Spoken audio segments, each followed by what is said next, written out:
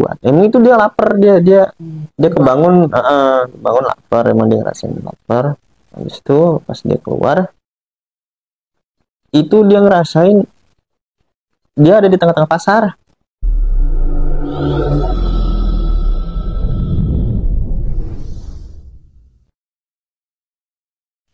Oke teman-teman, balik lagi bareng gua Fahmi dan kali ini gua kedatangan narasumber di mana dia punya kisah cukup horor dan mengerikan di salah satu gunung yang ada di Jawa Tengah, yaitu di Gunung Merapi tepatnya.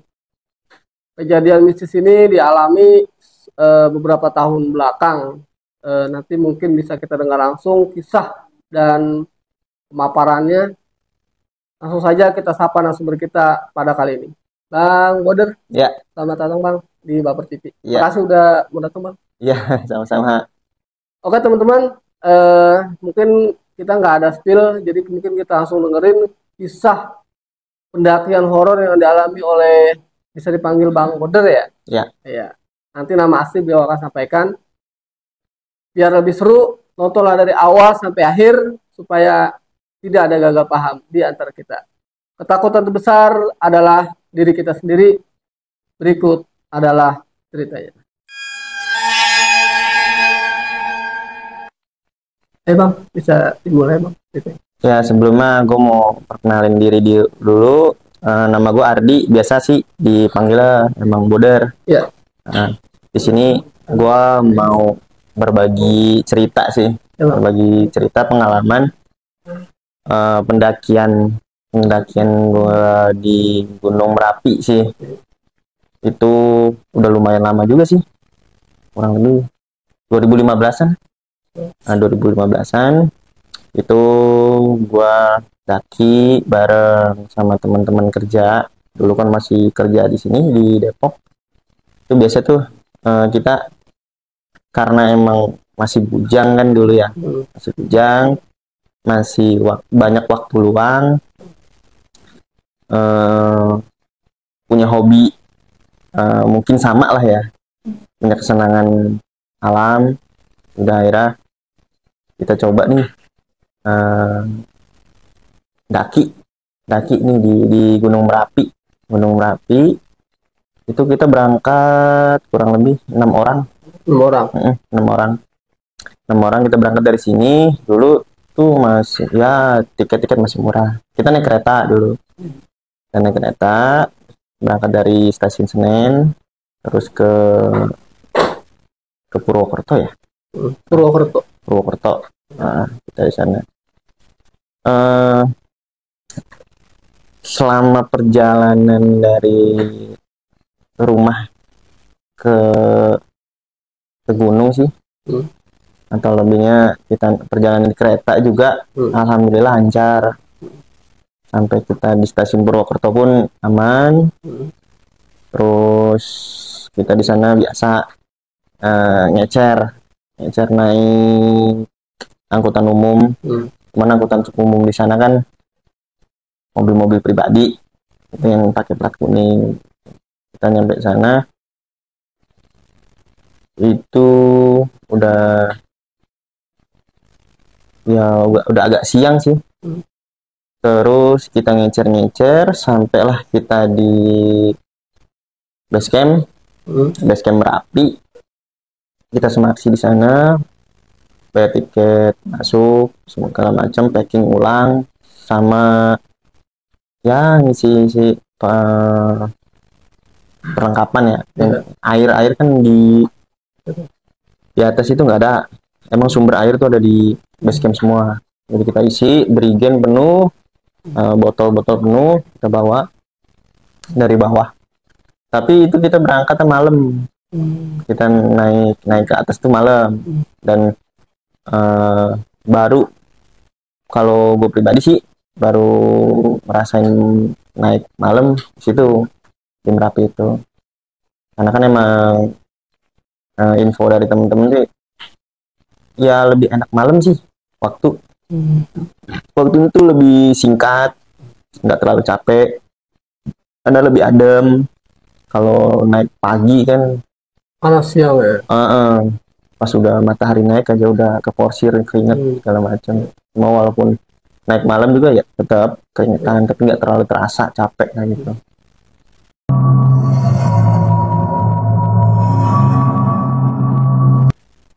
Kita naik malam, mulai perjalanan dari bawah itu ya alhamdulillah nggak ada kendala apa-apa sih.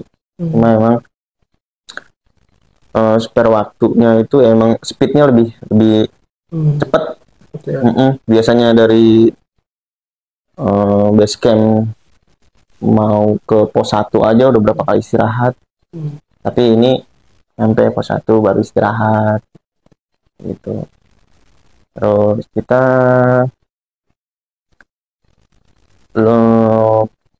pas udah mendekati pos berapa? Pos 5 apa salah. Iya, kurang lebih ini pos 5 deh. Itu udah mulai summit nih. Udah mulai apa? Matahari. Sunrise ya, matahari udah muncul ya, biasalah ambil foto-foto segala macam. Nah, lamanya di situ tuh. Dalam perjalanan bisa di situ ngambil momen-momen buat pamer-pamer lah, biasa. Anak muda. Udah pernah kesini gitu ya, dokumentasi. Emang bagus juga sih. Cuaca itu kalau misalnya apalagi kalau awannya rata. Itu kita ya kelihatan angle-nya bagus ya. Matahari bawah awan, atas kita udah cakep banget. Seperti kita di atas awan ya. Nah, ya. Banyak yang bilang kayak gitu. Selesai kayak gitu, akhirnya kita sampailah ke masih di bawah pos Pasar Gubrah sih. Pasar Gubrah. Kita ngecampnya tuh di Pasar Gubrah karena kan kita nggak bisa sampai atas banget. Itu batas tuh, itu batas camp tuh sebenarnya di situ pada saat itu, karena memang kebetulan nggak lama sebelum saya naik tuh ada kejadian yang apa tuh? Tragedi. Jadi ada mungkin salah satu anak muda atau siapa cowok, dia mau selfie sih sebenarnya. Selfie terus ya yang sesuatu yang nggak diinginkan terjadi, dia kepleset, akhirnya jatuh. Apa meninggal? Hilang sih. Oh, hilang. Kan jatuh ke jurang. Itu rame. Isu-isunya tuh rame, makanya Ranger tuh udah langsung mantau Gunung Merapi. Sempat mau ditutup, cuma belum ada keputusan. Ranger itu tim besar apa ya? Ya yang kontrol yang mundar-mandir naik turun. Biasanya kan kalau ada pendaki yang nakal, ya ditegur sama dia. Oh gitu. Tuh pas kejadian itu malah momennya, seingat gue tuh kita mau ambil momen 17 Agustus. 17 Agustus. Niatnya tuh rencana dari rumah tuh mau ngerasain kibar bendera di Merapi. Oh gitu. Kibar dalam bendera. Rangka kemerdekaan ya. Ya. Itu momen coba nih. Sebelumnya kan kita cuma daki gitu aja kan. Cuma ambil kesenangan pribadi. Coba nih kita ambil momen nih 17-an.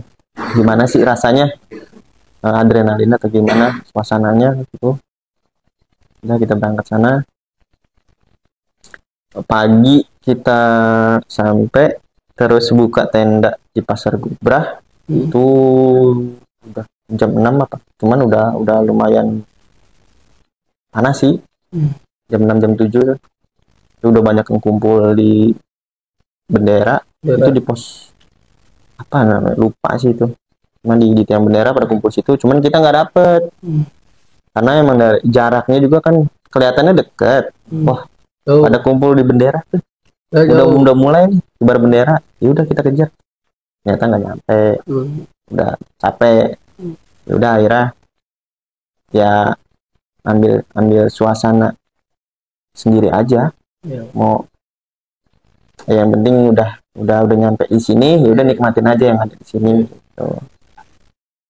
Sebalik lagi ke tenda, ke tempat camp, sama biasa tuh preparean ya, masak, aktivitas biasa tuh eh, ya pada umumnya sih biasa istirahat, tidur, foto-foto segala macem, dan banyak-banyakan foto lah gitu.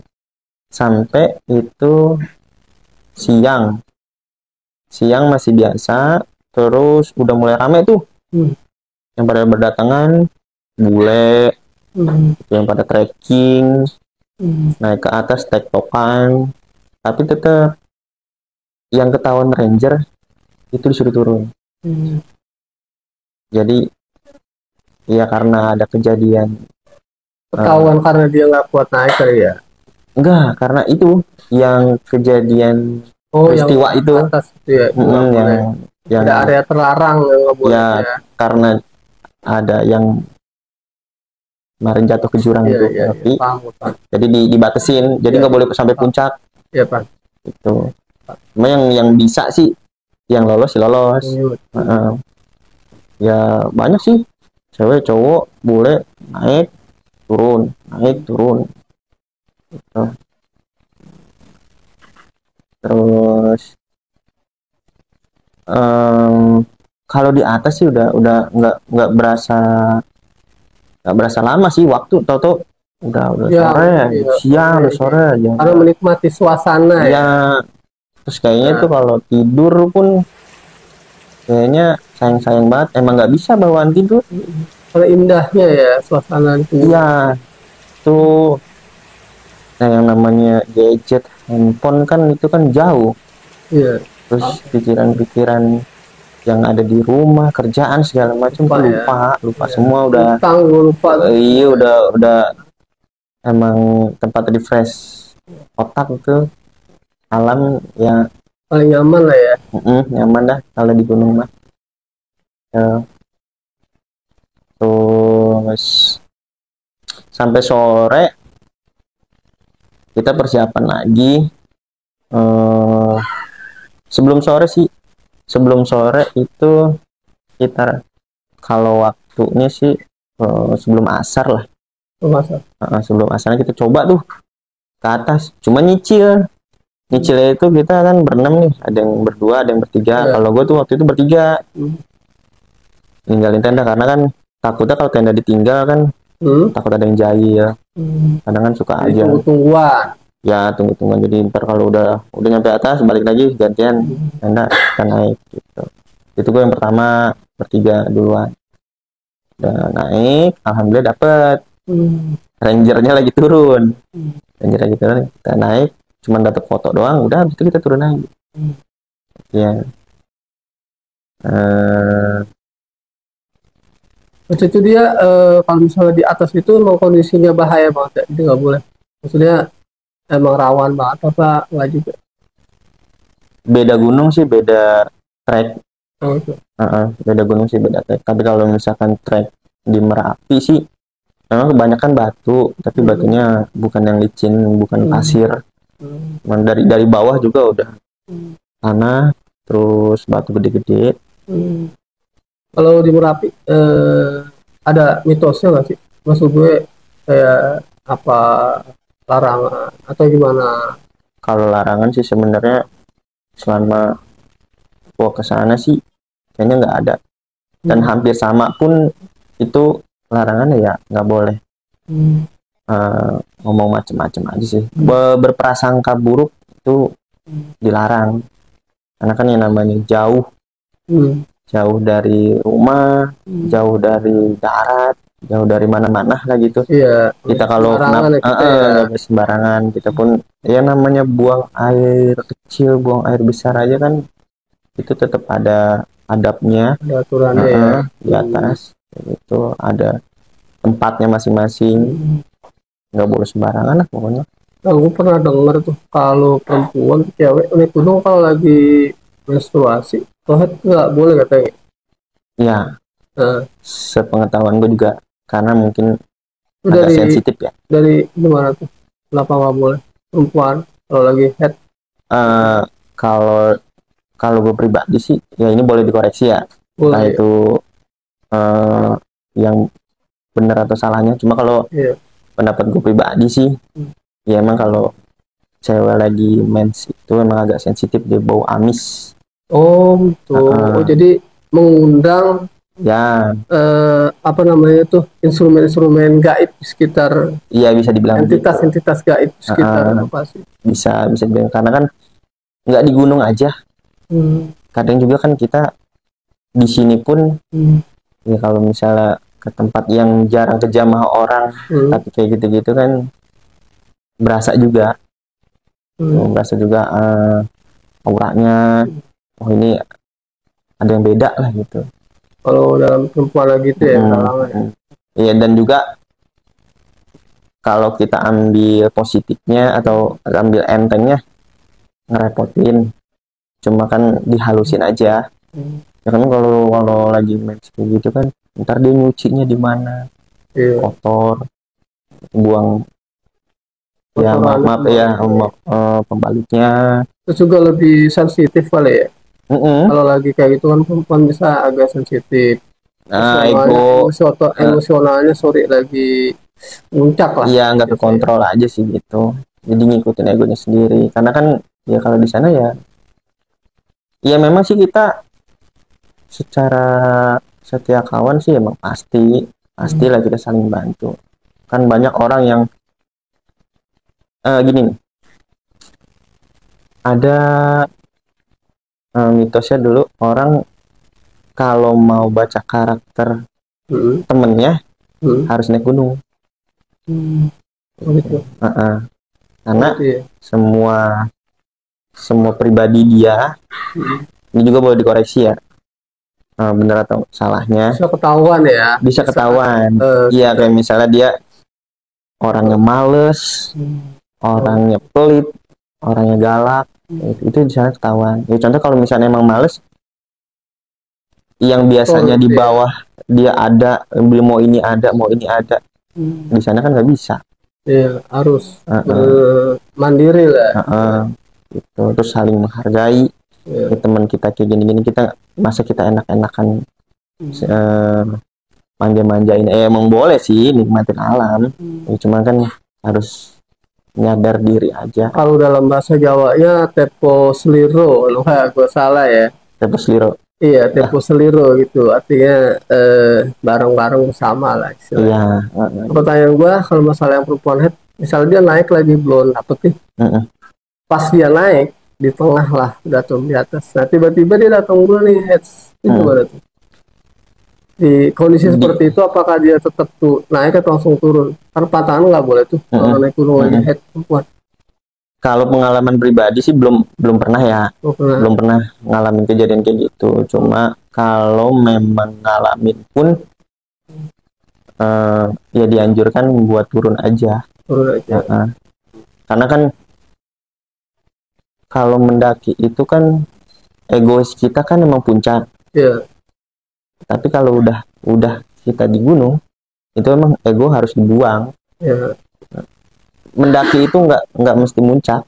Gitu. Ada tempat misalnya di pos berapa kita udah nyaman di situ, oh kita lebih tenang sini, ya udah kita nikmatin di situ, karena kan emang udah tempat meditasi kita, menenangkan diri dan pikiran ya. Iya, gitu. Nggak perlu sampai muncak, nggak perlu takut dibilang oh lu udah ke Merapi nih, atau lu udah ke gunung mana, lu udah nyampe puncak belum, nggak keren lu, ya nggak gitu.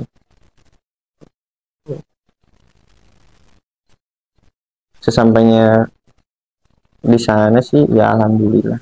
Cuman emang kejadian yang mungkin gua rasain baru pertama kali di sana, yang aneh dan janggal, ya ada sih di sana. Apa tuh? Ya pas lepas aktivitas siang, ambil foto segala macam, sampai sore, sampai maghrib pun kita kan lebih banyak di tenda nih. Kalau udah dari sunset kita ambil foto, habis itu kan kita ke tenda lagi. Lepas maghrib itu biasa kita nikmati nih malamnya.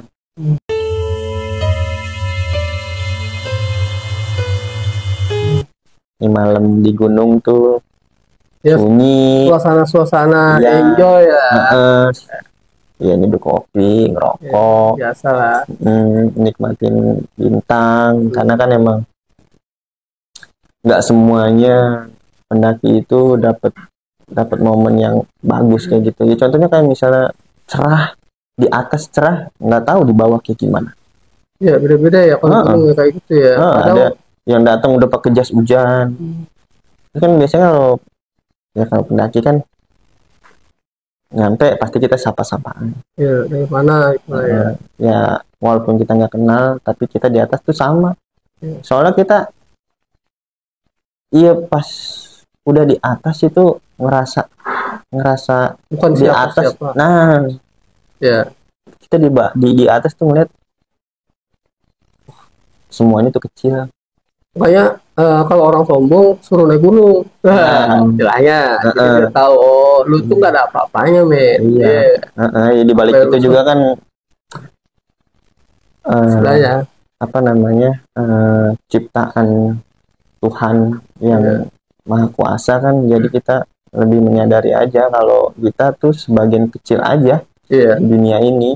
Iya. Kita ngeliat dari atas tuh semua kecil, rumah gedung 2 tingkat 3 Iya. tingkat tuh pas lihat dari atas mah kecil, lampu seterang apapun pas di atas mah redup aja itu ya, membuat kepribadian kita tuh lebih lebih apa namanya ya, lebih menghargai, lebih adem, menyikapi segala sesuatu hal tuh lebih tenang gitu. Nah di balik itu tuh kadang pas sudah suasana malam nih, kita bicara udah malam ini kan, ada yang udah pada tidur, ada yang udah nutupi mati lampu, terus ada yang masih mungkin nyanyi segala macam. Tapi yang gue alamin di Merapi itu agak aneh. Apa tuh? Pas gue lagi ngobrol sama temen, ngopi-ngopi santai, tiba-tiba ya itu ada suara kuda. Maka dari itu suara kuda di atas itu suaranya sih kenceng pelan, tapi bunyi ketawa kuda ngikik gitu ya. Bukannya itu kereta kencana nyanyi Roro Kidul bukan? Enggak kan, kalau itu mau berisik lonceng segala macam. Ya, kalau itu kan kayak ya ketawanya kuda gitu. Saat sekali dengar masih biasa, 2 kali dengar pasti 3 kali kok begini ya, di Merapi gini ya. Ya mungkin bukan di Merapi aja kali ya, tapi itu kebetulan gue dapetin di sana gitu. Akhirnya gue tanya temen yang udah sering lebih banyak naik pengalaman ya, denger suara nggak? Dia sih awalnya bilang enggak. Suara apaan? Coba deh, suara apaan? Coba aja. Nggak kedengeran tuh. Terus ngobrol-ngobrol ada lagi, denger nggak? Iya. Suara apaan? Kuda. Bener. Kita di atas tuh denger suara ketawa kuda. Suaranya jauh, terdekat, terjauh lagi. Itu sih ada yang bilang ya maaf ya, ada yang bilang itu mungkin suara angin yang ke bawah atau apa gitu. Jadi kebentuk lah ya gelombang atau frekuensi yang nimbulin kayak gitu. Kayak misalnya kita naik mobil aja kan lewat trotoar gitu, wush. Gitu. Cuma itu emang kedengeran banget sih suara kudanya. Asli lah ya, suara kuda asli. Nah, akhirnya pas nanya temen, ya mungkin temen ambil positifnya aja kali. Ya udahlah. Ya udah, mungkin kalau kayak gini ya emang suasana Merapi kayak gini kali. Tapi ya, lu bang nggak sempat merinding waktu itu? Merinding sih enggak.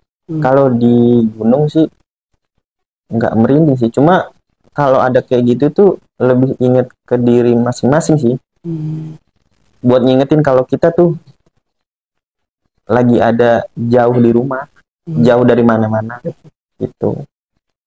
Itu mungkin itu jadi petanda atau jadi mana buat warning, peringatan kali ya, kita ya. ya cuma ngingetin kita lagi ada di sini nih, entah itu kita tahu-tahu main, kan bikin api unggun kan nggak semuanya dibolehin. Kadang ya kita bikin kayak gitu tuh, bikin api unggun terus dikasih suasana yang gini-gini, oh mungkin ini larangan. Kayak gitu. Wah, akhirnya ngobrol seling berapa jam lah. Emang waktu nggak berasa kalau cuaca cerah. Nggak terasa itu ada suara yang aneh lagi. Itu lumayan jelas juga didengarnya. Suara gamelan Jawa. Itu. Nah, itu sama temen juga, dia nggak ngerasa gimana lagi, maksudnya gue nggak klarifikasi ke dia, lu denger nggak nih suara, nggak, karena pas sudah gue denger dia langsung nengok tuh, serasa oh iya itu gamelan Jawa. Gamelan lama tuh, lebih lama dibanding suara kuda. Jadi kayak ngelantunin, kayak ngiringin kembang lagu gitu ya. Iya, entah itu ya, kalau di sini mah kayak ngiringin jalan atau kayak arak-arakan. Apa mungkin gua pilih angin pakai aja, apa mungkin di bawah itu lagi ada ritual. Biasanya kalau di Jawa suka ada ritual pakai gamelan. Mungkin nggak ada ritual kayak gitu. Kalau ritual kayak gitu sih kita ambil logikanya aja sih, Bang. Kan jarak dari bawah ke atas kan lumayan tinggi. Kita juga kan di Pasar Gubah itu ya mungkin di posisi itu pun udah bisa di atas awan nih. Ada tempat, maksudnya posisi kita nih udah bisa di atas awan. Mana mungkin sih suara dari bawah itu tembus ke atas gitu. Itu lumayan lama tuh suara gamelan. Berarti emang murni itu suara mistis ya? Ya, itu sih kita bisa bilang begitu, cuma nggak kita tegesin di sana karena takutnya hal-hal yang kita nggak inginkan itu malah muncul. Cuma memang energinya ya kenceng. Gitu. Tapi pas yang di gamelan. Ya karena kan kalau yang gua tahu ya, gamelan ya bukan buat manggil sih ya. Kayak gitu ya, macam kayak ada ritual buat khusus ya. Manggil karena ya spiritual apalah gitulah. Mediasinya tuh medianya pakai gamelan. Kalau nggak salah ya. Iya emang banyak sih, banyak. Dan sebelumnya juga, sebelum gua naik ke sana pun ada sempat dengar cerita kayak gitu. Di Merapi tuh ciri khasnya suara gamelan kalau kuda. Tapi nggak semua orang bisa denger. Nah itu inget di situ. Oh iya, ya udah sih. Mungkin itu kejadian mistis yang menurut gua tuh gua ambil senengnya aja. Karena nggak semua orang bisa ngalamin kayak gitu. Tuh sampai itu larut itu.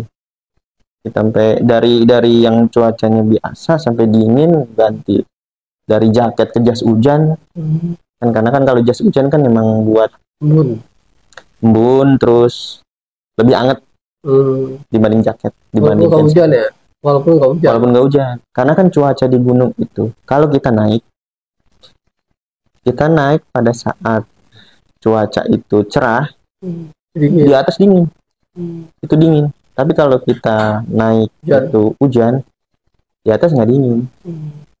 Itu enaknya gitu. Oh, kalau yang tadi yang gue tanya, yang gue tanya, kalau misalnya gunung, ada nggak sih ritual, maksud gue, ya mungkin orang ada yang pakai cara ritual sebelum naik gunung, kalau kita kan mungkin berdoa ya, ada Hmm. nggak menurut lu? Nah, coba. Kalau ritual sih selama ini gue nggak ada. Tapi kalau kita berdoa sih Hmm, emang nggak ditinggalin. ya. Kita nggak ditinggalin. Setiap naik itu pasti doa. Hmm, Ya balik lagi kita nggak ada yang tahu eh, di atas kayak gimana. Jangankan besok ya. hmm, Ya beberapa menit ke depan aja kan kita nggak ada yang tahu. hmm, Kita saling ngejaga, hmm, ingetin. Nah, eh, kalau kalau kelewat batas pun di sini wah udah warning dah hmm, kalau kalau di gunung itu. Terus eh, kita juga ngalamin tuh pas pas udah itu kan di Pasar Bubrah itu kita hmm, ngecamp ya. hmm, Pas kita malam tidur itu sudah dengar-dengar suara-suara kayak gitu, hmm, kita balik tidur. Pas balik tidur itu temen sih, hmm, temen ada yang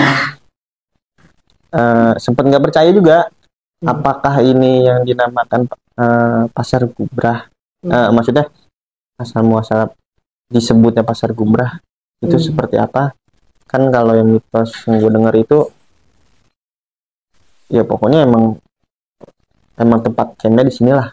Tapi itu temen temen ngalamin ketika kita semua tidur Hmm, itu udah makan hmm, segala macam, ini makanan habis nih. hmm, Kita kan kalau di atas kan masak sekali makan, hmm, masak sekali makan sekali habis biar nanti ya nggak buang sampah, hmm, terus yang ngebersihinnya juga lebih gampang. hmm. Itu temen tiba-tiba Apa tuh? kebangun ya, itu dia denger di luar rame Hmm, rame ya, riung-riung kayak misalnya apa ya, kayak ngerasain di pasar. hmm, Pas dia keluar emang itu dia lapar, dia dia hmm. dia kebangun, bangun lapar, emang dia ngerasain lapar. Habis itu pas dia keluar itu dia ngerasain dia ada di tengah-tengah pasar Saat itu. saat itu. Hmm, Itu sampai dia nggak kalau dibilang nggak sadar kata dia sadar, hmm. kok ini rame banyak bang, tukang-tukang ini, tukang-tukang. Dia sampai ngeliat ada yang datang juga. Iya, iya kayak kita di tengah-tengah pasar, tukang Hmm, nasi uduk, tukang gorengan. Suasananya juga bukan malam, hmm. Siang. nggak malam nggak siang, tapi pokoknya terang aja tuh. Hmm, Tapi nggak siap, pakai siap. lampu Hmm, gitu. siap, siap, siap. Nah itu dia Oh, sempet beli juga. beli Sempet dimakan nggak? makan, Nah, terus makan biasa. dia beli gorengan, Hmm, dia beli mie, hmm, nasi uduk. hmm. Oh pokoknya sampai dia kenyang, sampai dia balik lagi ke tenda. Enggak. Habis itu udah ngerasain yang rokok, terus Hmm. ngopi. Hilang. Suasana balik lagi ke malam. Iya maksudnya eh, gelap Hmm. kondisinya. Mungkin itu udah larut, udah mau magiin kali ya, udah mau subuh. Berarti Cuma dia bisa dikatakan maksudnya masuk ke pasar pasar. dadak. Kalau kita mah kan pasar kaget. Hmm, Nah, ya itu pokoknya dia kebangun karena lapar. hmm, Tahu-tahu tiba-tiba ini ada di kondisi tengah-tengah pasar. hmm. Ya karena dia lapar, terus mungkin belum fokus apa segala macam. Ya udah dia ngerasa, ya oh lapar nih, beli ini dah, beli ini, makan, kenyang, alhamdulillah kenyang, rokok segala macam. Ya, pas sadar-sadar, ya udah suasana ya balik lagi ke awal, Hmm. ya di bintang, tenda, ada yang matiin lampu, ada yang masih hidupin. Ya pokoknya kembali lagi ke sini sampai dia diem. Ini bener apa enggak? Ya? Tapi dia ngerasain kenyang. Oh, iya. Kenyang. Terus orang-orang yang jualan Orang Nggak kayak ada. manusia. Nggak ada. Oh, enggak. Iya. Wah, Nih, maksudnya pas lagi dia di pasar yang tadi pasar gaib lah ya, bisa dibilang. Maksud ya gua dia ketemu pedagang kan. Itu ketemu orang mirip kayak manusia biasa. Bagaimana? orang, dia bilang dia Hmm. dia dia ngeliatnya tuh orang Oh, normal, maksudnya ini ngeliatnya biasa. Hmm. Ya pokoknya kita kita ada di tengah-tengah pasar itu aja. hmm. Gitu. Cuman itu sarapan semua, kayak makanan gitu. Nggak ada yang jualan sayur, maksudnya Hmm. bahan-bahan baku gitu nggak. Matang semua, Mateng. siap saji. Hmm. Berarti ini bisa dikatakan salah satu pasar setan yang ada di Merapi ya, pasar setan lah kira-kira. Pasar Iya. goib mungkin ya. Jadi dia Mm-mm. masuk ke dimensi gaib gitu, Mm-mm. bang kira-kira. So kan banyak nih, aku juga dengar juga di beberapa cerita itu ya, masuk pasar setan lah, ke dimensi gaib lah. Ya mungkin ini yang lo barusan ceritain lah ya, ibaratnya. Tapi yang pertanyaan gue, maksudnya dia ada efeknya nggak tuh setelah dia makan? Dia kalau maaf ya, kalau kita makan dari yang seperti itu nih, contoh misalnya kita makan untuk sesajen, kalau kita pergi kemana nih, ada buah tahu kan yang ditaruh tuh di pojokan purwo gede, Mm-mm. kita makan tuh ya mungkin apa gimana, itu dia ada gimana? Sempet ada pemikiran kayak gitu, Bang. Eh, Ini apakah petanda buruk eh, atau emang ini mujizat atau rezeki, hmm, ya kan? Karena emang kondisinya dia lagi lapar, hmm, terus ditolong, ya mungkin ya kepercayaan kita kan Allah ya. ya, Dikasih ini nih, dikasih rezeki nih. hmm, Lu lagi lapar di saat temen-temen lu tidur, hmm, kalau lu masak pun makan waktu, entah itu lu bisa eh, masak sesuai sama ini juga apa keinginan lu apa enggak, hmm, ternyata lu malah dikasihnya tuh pasar, hmm, kayak gitu. Ya ada yang bilang rezeki, ada yang bilang itu musibah. Musibahnya kan ada juga segelintir orang ya mengakui kalau pasar goib itu,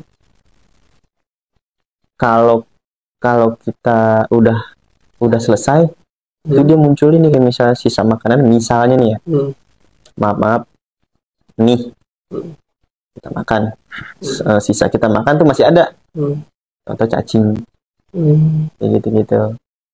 Terus makan apa, terus jadinya apa, jadi daun atau jadi ya sesuatu sesuatu yang di luar. nalar. Tapi alhamdulillahnya itu temen enggak, Hmm, ya makanya kita pas pas denger kayak gitu, wah itu rezeki. Jadi nggak ada efek apa-apa ya. Nggak ada. Kalau gue kadang-kadang pengen tahunya tuh, kalau gue denger orang cerita nih dia masuk ke pasar setan terus dia bisa makan, jualan, ya nggak sampai di endingnya apa yang dia alami setelah dia makan. Karena gue penasaran gitu, gue pengen tahu. Gitu. Makanya gue tanya, apakah dia maaf ya, Mual. apakah apa dia pegang-pegang, amit-amit, atau dia kesurupan atau gimana? Atau enggak ya, gitu ya. Nggak ada sih, alhamdulillah ya. Kita juga amit-amit jangan sampai ketemu kayak gitu. Eh, udah dipastiin juga temen nggak sampai mules. Pokoknya efek-efek Pokoknya aman lah. aman sampai ya sampai kita turun pun aman. Gitu. Bang, lu lagi di sana itu, maksudnya agak horor nih ya. Maksud ya kayak tadi kan lumayan juga. Sempet ada nggak sih lu ngeliat ketemu ada penampakan? Biasanya kan kalau di gunung banyak tuh ya. Bukan banyak, ada lah gitu di spot-spot tertentu yang dimana mereka nunjukin eksistensinya. Ini gua ada gitu loh. Gua penguasa sini. Istilahnya kayak gitu. Ada nggak? Kalau pengalaman sih pribadi, alhamdulillah nggak ada ya. Nggak ada. Untuk di Merapi nggak ada. Nggak ada. Temen pun yang di Merapi juga nggak. Alhamdulillah. Kita lancar-lancar aja. Mungkin kejadiannya di tempat lain, ada teman ngalamin kayak gitu. Cuma lebih bukan ke penampakannya sih. Itu pun kejadiannya bukan malam, masih pagi atau pagi mau siang dah. Jadi itu nanti ceritanya Heeh, di sesi berikutnya. heeh, gitu. Cuma kalau di Merapi sih alhamdulillah aman. Aman ya. Aman. Terus ada kejadian apa lagi Bang, sama lu di Merapi? Nah itu. Terus ya paling karena kan kalau eh, aktivitas di gunung itu kita ngecamp paling pas itu kan cuma 1 malam. Ini seru banget. Cuma 1 malam. Kalau 2 malam juga biasanya ya emang agak berat. Banyak orang yang udah nggak betah karena emang biasanya di darat lah gitu, di bawah. Suasananya nggak kayak begini. Pas ketika kita lama di atas itu nggak betah. Apa-apa tuh kita harus kerjain sendiri, ngelakuin sendiri. Itu emang efisiennya sih 1 malam aja. Terus gue juga ngecamp juga nggak pernah sampai 2 malam sih. Karena itu yang gue takutin juga bakalan ngerasain nggak betah. Cukup gue ngerasain nyamannya perjalanan bareng-bareng sama teman, terus pengalaman pribadi. Sesampainya di sana nikmatin. Terus selama di sana juga kita refresh, kita sedikit ngebuang pikiran negatif atau pikiran-pikiran yang ngerugiin lah gitu. Terus habis itu sampai ke bawah ya apa sih namanya, alhamdulillah. Tapi emang ada juga orang yang lebih dari 2 malam sana. Mungkin kalau misalnya di Merapi itu lebih dari 2 malam itu mungkin ada tujuan tertentu kali. Kayak misalnya kan di saat itu juga ada peristiwa itu gunung meletus kan itu belum lama meletus itu Gunung Merapi, almarhum Mama Marijan. Oh, Mbah Marijan ya? Iya. Mama Marijan kan udah meninggal tuh. Belum lama juga.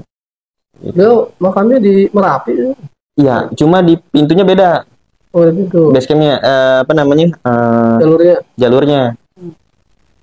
Saya juga lupa sih dia dimakamin di mana. Cuma yang jelas saya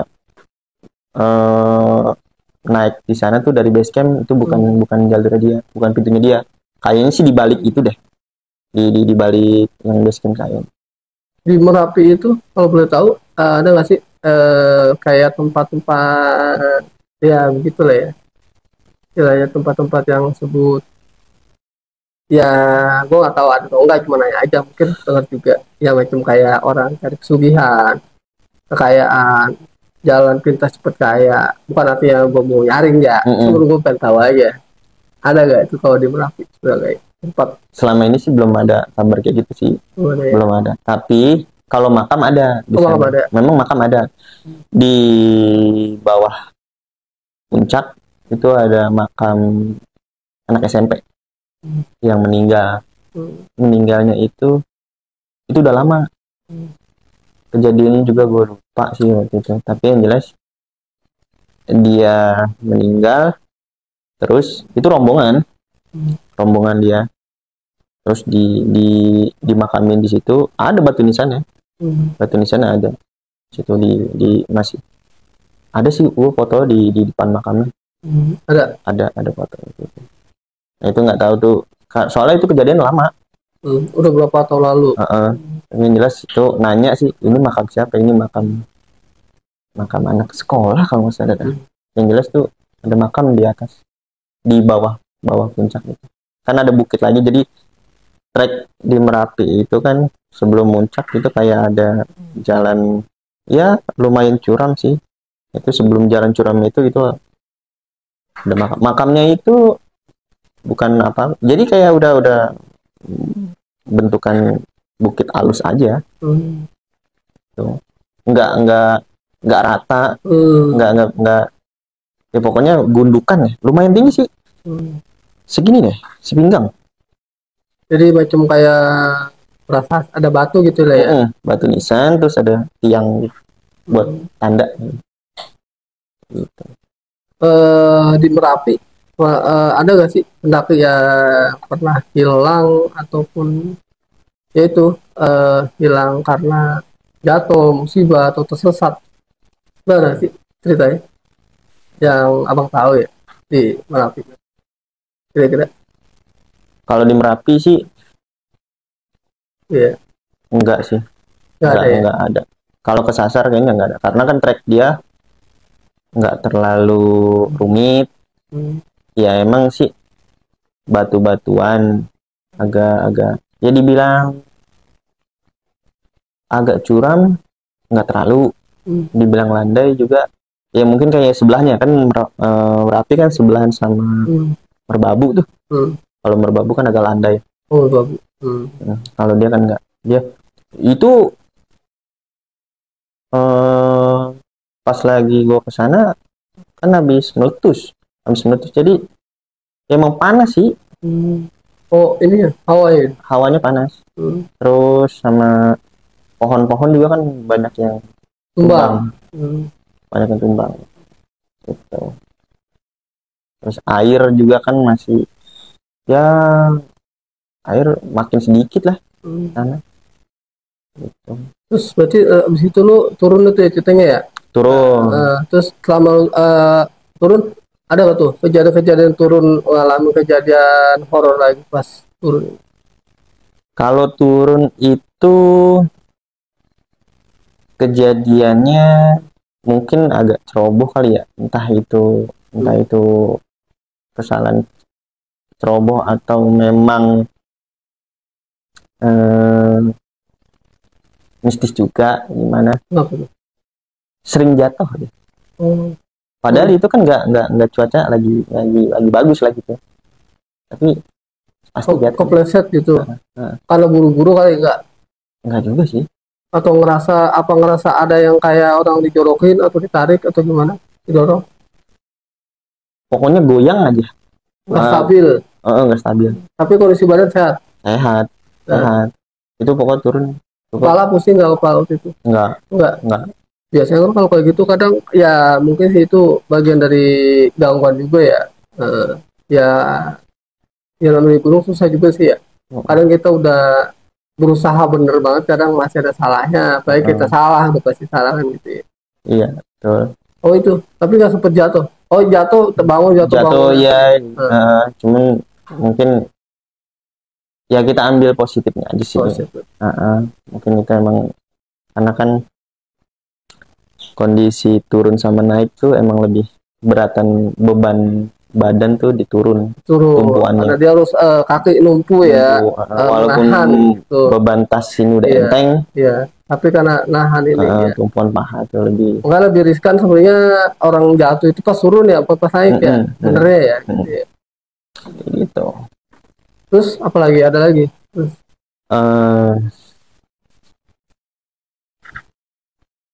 Ya kalau pengalaman turun sih kayaknya kejadian turun tuh enggak. Cuma ini sebenarnya sih tadi di awal pas lagi berangkat itu dapat kejadian juga. Udah ngisi itu kan air ya di base camp sebelum kita naik. Itu gue pas nyampe di puncak bang, pas sudah kita lagi mau masak lah, itu tahu-tau airnya rasa karbol. Botolnya kali kotor. Itu baru. Dirigen minyak. Itu beli baru terus udah dicuci. Bau karbol. Itu sempat ini juga sih. Menderita juga sih di atas. Di bawah kita udah bawa berat-berat ya kan, capek-capek, pas nyampe di atas itu kita cuma 2 botol Dirigen. Enggak, 2 botol air mineral yang literan. Itu gimana caranya cukup. Tapi alhamdulillah cukup. Tapi pas diambil sumber airnya nggak terkontaminasi sama limbah. Karena kan cuma satu itu. Cuma satu itu. Orang-orang pun sama di situ juga. Sama. Itu pun yang dirigen sama airnya pun kan dari mata air yang sama. Iya. Itu. Airnya tapi bisa diminum nggak tuh air? Enggak, airnya kita buang di atas. Oh, Gua di atas itu. gimana? Makanya ini kenapa ini? Ya itu sempat ngalamin juga tuh pas lagi naik. Baru naik pas baru bongkar. Ngerasain. Tempat itu juga tuh cerita-cerita ada, maksudnya ada pendaki lain yang ngalamin kayak abang juga, air bawa air terus jadi bau kayak gitu. Ada, cuma dia bukan bau karbol, Apa tuh? bau aja, bau bangke. Bau belerang gitu lah ya. Bau bangke mana? Tapi airnya jernih, putih. Bener nih, iya. Bisa ya? Nah cuma yang anehnya itu, Hmm? ya itu kan nggak satu tempat nih Hmm. wadahnya, Hmm. pasti ada satu. Masih yang bau gitu. Heeh, Hmm. satu yang bau. Harusnya kan dua-duanya kalau bau. Mungkin semua gitu ya. Ya, satu aja. Heeh. Itu ya udah di apa? Dicek segala macem.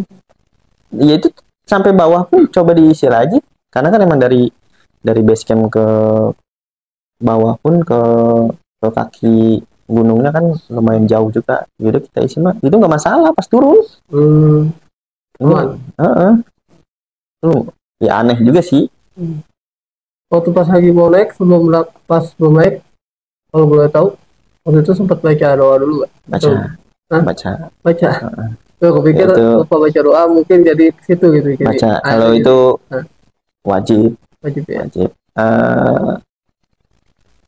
Ke keyakinan masing-masing kita tetap kita pandu baca doa, karena kan ya kita nggak tahu nih di atas seperti apa, terus kita juga ngejalaninnya selama pendakian itu treknya kayak gimana, walaupun orang udah sering sering naik di tempat itu pun kalau memang dia nggak hati-hati, minimal ya wanti-wanti atau permisi lah, kita nggak ada yang tahu. Makanya kita buat penguat diri ya tetap doa. Berarti udah deh. Apa masih ada lagi yang mau diceritain bang? Kira-kira. Eh, Udah deh. kalau turun ya nggak sama ini sih, ada satu temen juga dia bawa batu, Batu cincin. bukan Oh. batu biasa, batu awalnya sih dia buat kantongin aja, mungkin lagi mulus kali ya, tapi entah itu dia wah kayaknya batu bagus juga nih, tahu dikantongin. Itu nyampe bawah nggak ada. Nggak ada. Kita naik dari jalur Selo. Jalur bawah Selo. kan. Tuh sempat juga tuh jadi bahan pertanyaan. Batu gue tadi perasaan mana ya gitu. Karena kan kalau lagi jalan kita temen ada satu sih dia yang sering. Nggak ada yang jatuh. Pas lagi di jalan dia kan kantongin tuh. Jatuh kali di jalan nggak? Enggak. Oh, juga. Enggak. Ya kan kalau misalnya jatuh juga handphone juga jatuh. Iya. Itu dia pada udah sering ya naik kayak gitu, cuman nah ini kak wah mungkin beda kali ini suasananya ya. Akhirnya jadi kemana-mana tuh liar pikirannya ya. Sebelum jauh mikir kemana-mana ya udah kita lingkarin aja lah. Kita belokin, kita putusin, udah nggak usah jauh-jauh. Jadi cukup paling itu aja sih. Berarti terakhir lu ceritanya sampai dah tuh ke rumah lah ya, sampai biasa lah, ketemu keluarga lagi kan, dengan suasana yang hati yang udah fresh lah ya. Ya di kereta juga udah apa ya, kotor compang-camping lah, capeknya. Itu tinggal lelah ya. Di sana kan nggak bisa mandi. Iya, di atas kan terik ya. Itu sampai kereta jadi kayak ya jadi sorotan mata lah. Ya, cuma kan ya namanya pendaki dimaklumin kayak gitu. Oke bang, gue mau kasih banyak ya, lu udah cerita di sini, dan gue sih berharap dari sekarang aja nih bang, karena kan tadi lu sedikit banyak sih musuh di luar ini ya, lu bilang ada beberapa pengalaman juga. Nanti mungkin kalau gue undang lagi, oke lah ya. Oh boleh.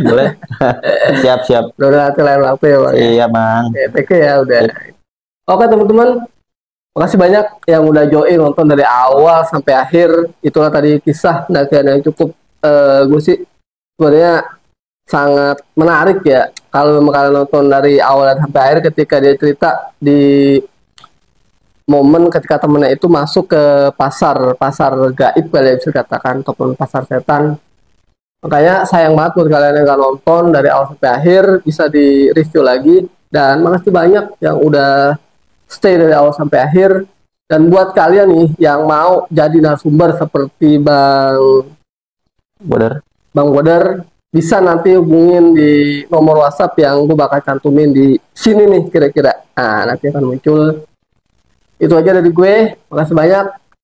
Akhir kata, gua Fahmi dan Bang Bodar. Undur pamit. Sekian, terima kasih. Salam reading, salam ghost name. Wassalamualaikum warahmatullahi wabarakatuh.